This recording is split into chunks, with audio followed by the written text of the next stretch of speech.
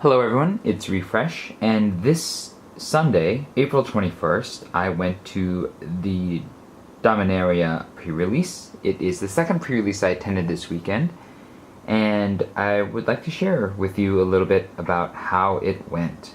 And so, with the Dominaria Prerelease, you get one of these pre-release packs, which is using the vertical format instead of the square format that was used for the Ixalan pre-releases. And then when you pop it open, you see the art of Teferi, you have some art of Karn and Joyra, and then it opens from the side, which is an interesting change of pace, and as you can see they're using the new Magic logo there. And then inside you get 6 packs, which I've already opened, and as well as an illustrated how to build a pre-release deck guide and some information about the story. You have a card divider, it looks like this, and you also get one spin down life counter with the Dominaria symbol. One interesting thing that happened for the Dominaria pre-release is that you don't only get one foil promo card, but you actually get 2 per each pre-release pack that you get. And so these are the 2 that I got today. I got, as my rare, the Gilded Lotus, and I also got Quende, Pride of Femerith, in shiny foil as well. As you can see, he's an uncommon, and so each pre-release pack comes with your regular promo, which can be a rare or mythic of any kind, and at least one legend as a promo as well, which can be rare, mythic, or uncommon from anywhere in the set. Aside from the extra promo, there wasn't really much additional fuss made for this pre-release. So let's just get right into what I opened in my 6 packs. This is everything that I opened, including the tokens and the basic lands in the packs. As you can see, there was a great deal of white and a good amount of red. In red, I also managed to open the Varric's Bladewing as a mythic and Jaya Ballard as a mythic, and so I had 2 mythics in red. And then you can also see that my blue was a very thin pool. It didn't have a lot of creatures in general, although I did get 3 arcane flights, which have probably the cutest art in my entire pool, with the flying hungry cat. The fact that I had all this white and 2 mythics in red sort of drew me to white and red, including also the fact that they were probably my thickest colors in terms of creatures and removal. So I didn't really need to spend that much time thinking about what colors I was going to play. Blue was out, black was out, green was out, and that's even with 3 Memorial to Geniuses in blue, and black getting the fixing option of Isolated Chapel.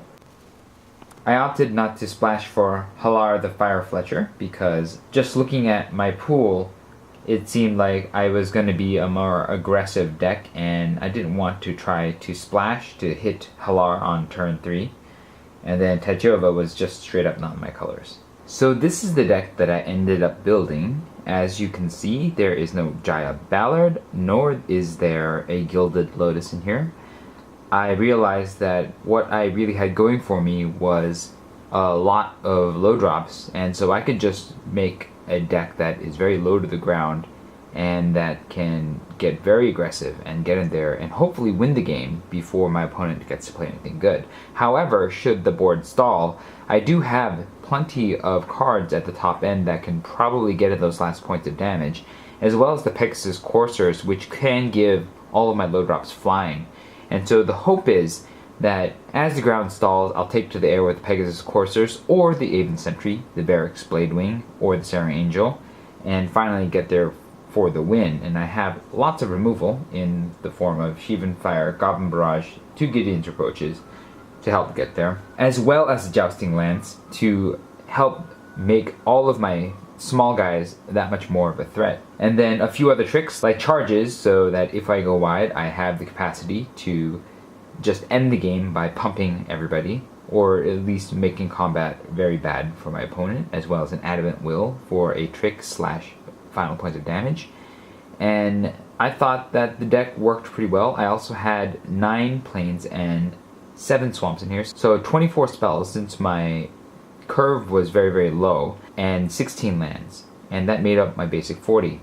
I was pretty happy with how this deck functioned for the most part, and I barely ever felt the need to sideboard anything because, well, there weren't many options, and then of the options that I had, I didn't have much to deal with enchantments or artifacts, so it was pretty much just playing this set of 24 cards. So how did my games go? The very first deck I played against was an Orzhov deck. My opponent on the first game mulliganed to 6, and I took advantage by beating down with a Mesa Unicorn, and then eventually my opponent managed to develop a small board presence, but for the most part, I was just much more aggressive than him with all my 1-drops and 2-drops, just bashing in. And so that helped me get the win for the first round. And then on the second round, it was much more even. My opponent mulliganed to 6 again, but this time around, he was actually able to land a bit more of a board presence. However, the combination of removal and tricks on my part managed to whittle down that board presence, and I incidentally just allowed myself to take a bit of damage just so I can bring him down to the point where I could win. I think part of my win was thanks to being able to cast Serra Angel and Varric's Bladewing towards the end to finish my opponent off in the air, and that was the end of that. For my second match, I played against an Azorius deck, and the deck was a bit lower to the ground like mine, but my opponent in the first round was not as fast as me to get out of the gates, so I again got out with a Mesa Unicorn and did some severe damage while getting myself some life, and managed to play guys on most of my turns, and then towards the end of the match, when my opponent started to stabilize, that's when my Serra Angel and my Varric's Bladewing came out again, and that sort of sealed the deal for me. My value overall and the aggression that I had, as well as the low life total that my opponent had, made it so that he had to play defensively for most of the game, and so everything that I drew that was not a land was helping me to get around his creatures, and eventually I got him for the win. The second game was even more of a blowout. I curved from 1, 2, 3 drops, and again Serra Angel and Varric's Bladewing at the end to get through for the win. My opponent really wasn't able to play much, unfortunately, because he was drawing a lot of high drops and didn't really get in till later in the game before he could even start mounting a defense, and part of that was because I was destroying his creatures that he was able to play, and part of that was also because he was playing equipment instead of creatures, and unfortunately he didn't have many creatures to put that equipment on. And so that was another double defeat in straight sets for my opponents. I think it was just luck on my part, because as you'll see, my luck was about to change. My third match was the mirror match against another low to the ground super aggro Boros deck. The first match we both mulliganed to 6, and then we pretty much just traded pounding each other's face, turn in and turn out, with a bit of evasion, just making it a race. And in that race I was able to take my opponent down to 7 while she had me at 6, and in the end I ended up stalling and losing some creatures to her removal, and then she just had a bigger board presence than me, and there wasn't really much I could do, especially once the Skizix came down and came crashing in for trample damage. So I lost that game, but it was a very close one until the end, where the blowout turned the tide on me.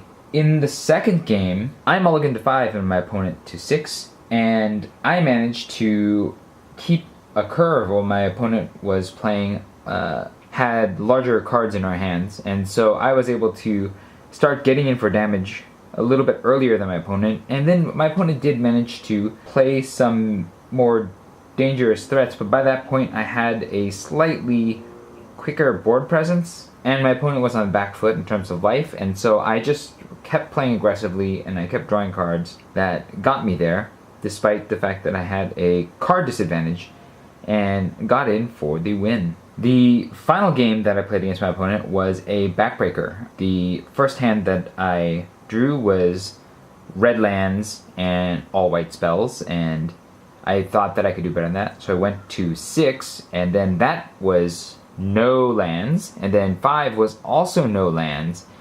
And so I went to 4 and kept a mountain, a plains, and a removal spell, and 1 creature, and proceeded to never draw a land again for 7 turns. My opponent, on the other hand, drew all lands and all white lands while she mostly had red spells in her hand. So that sort of put us both on the playing limited white creatures and hoping that we could get there, but neither of us getting anywhere. Unfortunately, because my opponent had all the mana open and I didn't, when she played her creatures, they were all much better than mine and all in greater numbers. And so she was quick to overwhelm me, whereas I was just stuck playing 1 creature per turn, and that ultimately took me down to the end, and I lost. Wasn't much of a surprise considering that she had 3 cards on me due to my mulligan to 4, but that is the way that Magic is sometimes. My final pair of games was against an Orzhov historic deck with a Traxos in it, as well as a Yargle, and my very first match, I met both Traxos and Yargle equipped with a Jousting Lance, and although I had a good start on my opponent, once he was able to play the Traxos and play some beefy guys to untap him, I was pretty much stuck taking some serious damage, especially when Traxos and Yargle both showed up, and I just was not able to maintain any sort of threats to survive. So I was stuck chumping, especially when he took me to 1 and he had enough defenders or chumpers to block my guys, and leaving me with no choice but to chump and lose that game. I also mulliganed to 6, which also wasn't much of a help. In the second game, I mulliganed to 6 yet again, and this one wasn't all that close either. I think we both started off pretty well with Maze of Unicorns getting some damage in, but my opponent was able to field more cards than me, and so his bigger team was a little bit outclassing my smaller team, and then he also played the Traxos again, and the Yargle again, and he took me all the way down to 4 life, and then I managed to stabilize by playing more creatures and then making it so that any trick that I had would possibly blow him out and turn the tide on him.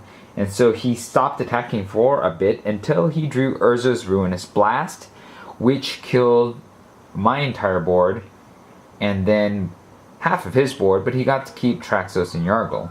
And Traxos and Yargle, when left undefended, kind of easily destroyed me at 4 life. And so I lost, and that took me to a record of 2-2. My opponent in the last round, before we decided to play, suggested that we split the rewards, so we did. With my record of 2-2, I got 1 pack for participating in the tournament pre-release, and I got another pack from my opponent.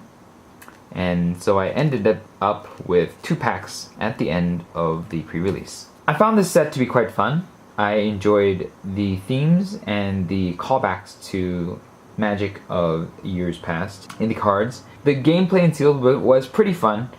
I think that this game will be much better in draft, just because you are able to more fully build a specific theme that exists in the set.